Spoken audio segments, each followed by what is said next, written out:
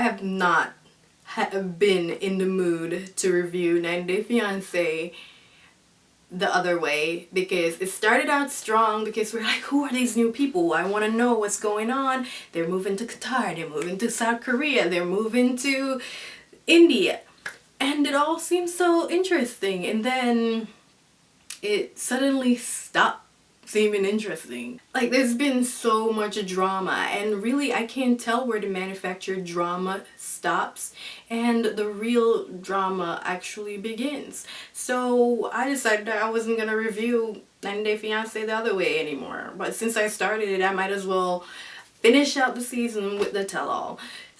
I feel like for the tell-alls, other than some of the people's faces, nothing really changes. It's just the same thing, same questions, same thing over and over again. And it's starting to get boring and people are getting sick of it. She's like the therapist who's just saying, well, how does that make you feel? And I'm like, it makes me feel bored. And another thing that's just annoying me is this choppy editing where they're looking around for reaction or they're waiting for reaction. So when Sean asks a question, there's like somebody says something and then there's this blank space of time of no one saying anything, just this empty space. And I'm like, if you're editing that, you could edit that part out. You can edit out the awkward moments, and they're not doing it because they're trying to make it seem like it's live when we already know it's pre-tape. We don't need to see all of that stuff. Like, it's not interesting, it's not adding to it. You're just dragging out this show because you want a runtime. And like, you're just filling up this time slot for TLC because they don't have any other shows to bring at that time because they can't compete with 90 Day Fiance. There wasn't a lot going on in this first half of the tell-all. Really, it could be because of the couples that they chose. I feel like TLC was like, we know that these couples are polarizing, so we're gonna put them in the first half. We're gonna put them in the first part. So Evelyn and Corey and Aladdin and Laura, you guys go first because y'all shit's annoying. My first reaction to Corey was that he's like a mixture of Paul and Larry, and he might be worse. Like, even Paul had to be like, yo, your relationship sounds like you're just giving and all Evelyn is doing is taking. Like, what's going on? You guys aren't getting married? What's going? Oh yeah, she gave me some strict guidelines where I need to lose weight and get a six-pack, and I need to learn Spanish, and I need to get closer to her family even though they think that I'm a wizard. Yeah, and I'm supposed to do that in 6 months. You know, when Paul is looking at you like you're stupid, you know that you are living your life wrong. We find out that Evelyn's little friend, or Corey's friend, who's also friends with Evelyn, that he's been being a turtle ass dude where he's just sitting there waiting for Evelyn to be single one day so that he can creep his way through. He's been playing the long game. He's waiting for her to be done with Corey and then he can sneak in like, you wanna cuddle? Yeah, he's that kind of dude. I don't see what these guys are seeing in Evelyn, because to me she just looked like a regular looking girl, and for them to be like, oh, she's just the prettiest girl in the world and I'm willing to shell out however much thousands of dollars for her because she's just so beautiful. According to Corey, he spent roughly around $50,000 so far on Evelyn, and he currently has $1,500 in his bank account. Why? Because Evelyn is a gold digger. And they played the clip that showed Corey's father talking to him saying, hey, you don't own anything in this relationship. Like, you live in Ingabao right now and you have a bar, you have a lounge or whatever she's calling it, and that's all in Evelyn's name. So if you guys break up, you lose everything. And Evelyn had the nerve to say she feels like she does deserve to keep the bar if they break up.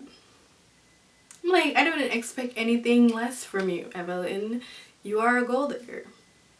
And that's what gold diggers do. They dig gold. But you know what, Corey? You screwed yourself in that regards because you're messing with Evelyn. Even though everything that Evelyn shows you is that she's trifling.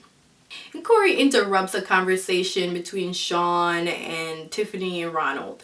And he had to say how he feels like it was wrong of Tiffany to take her son over to South Africa without knowing what could happen, and just by the sheer fact that Ronald has addictions with an S, more than one. Maybe Ronald is using her for a green card. That pissed Ronald off. He got up and he turned off the camera. Before he even turned off the camera, like his mic was so outraged that it shut itself off. TLC knew damn well that they cut Ronald's mic because they knew he was gonna go off on that dumbass. Okay, we all know he was gonna go ballistic. So they finally get Ronald on and he's like, how dare you? You know, because what has shown you that I want a green card? If you realize Tiffany came over here to South Africa to be with me. I didn't come over to the United States, so what does that have to do with me trying to get a green card? Ronald clarified that he doesn't have addictions, he has an addiction. And they're acting as if this man is addicted to crack, like he's addicted to gambling. So Evelyn jumps in because she sees a moment for attention to be on her. So she jumps in to try and, I guess, protect her man, but that doesn't work. So she jumps in and she's like, yeah, I don't see it as particularly, good that you brought your son to a new country to meet a man that's going through some shit. Tiffany was just like, I understand that, but I did it out of faith. I had faith that this man would turn his life around, and I had trust in him. He never cheated on me. That's something that Corey can't say. Because Evelyn is out here getting her back blown out by her homeboy, who's also his homeboy, who's talking shit behind his back. You should have sat there and ate your damn food. Let's move on to Laura and Aladdin. We have to talk about the little purple friend. And the answer is the same for Aladdin. He does not want to do it. He feels like it's against his culture for him to partake in anything involving the little purple friend.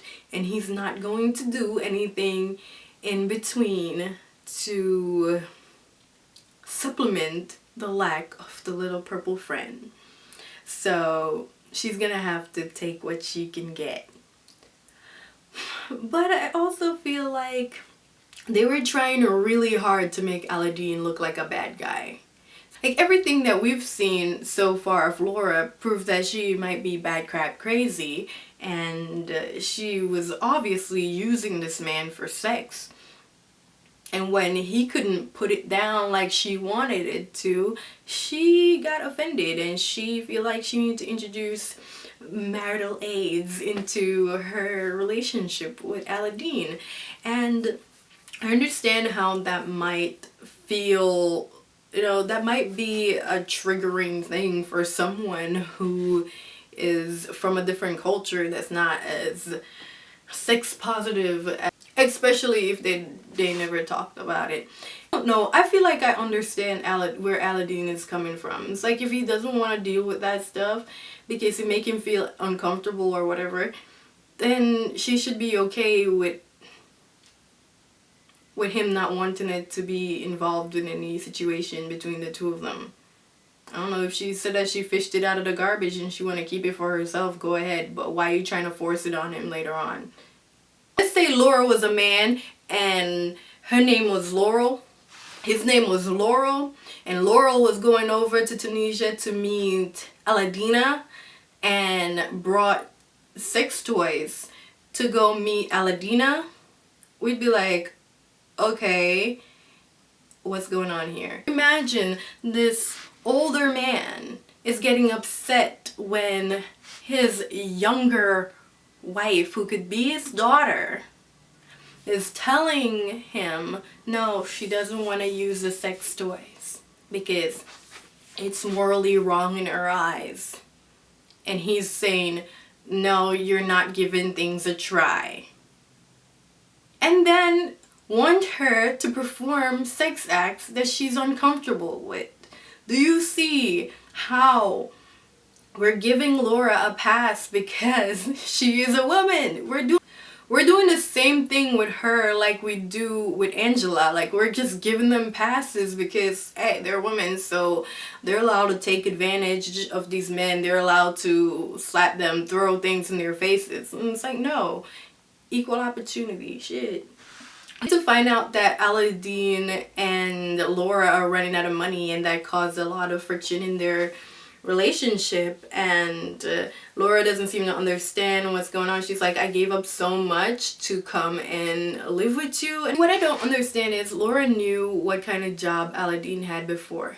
She saw how much money he took to Tunisia to pay for his wedding. So obviously he's gonna have a time when he's not gonna have money. Like, he spent a crap ton of money on the wedding, so now your time to help out, your time to pitch in. What's going on? We actually hear that Aladdin is looking to divorce Laura. So more on that in part 2 next week. Thank you for watching this video. If you like the video, give me a thumbs up. If you don't, I don't know, do whatever, you know? It's up to you.